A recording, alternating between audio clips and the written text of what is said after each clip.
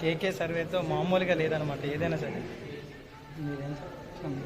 మనోడితో చాలా అనుబంధం ఉంది, మామూలుగా చాలా జర్నీ ఉంది. అది మనం ఒక ఇంటర్వ్యూలో సెపరేట్గా పెట్టుకున్నాం, అప్పుడు మాట్లాడుకుందాం.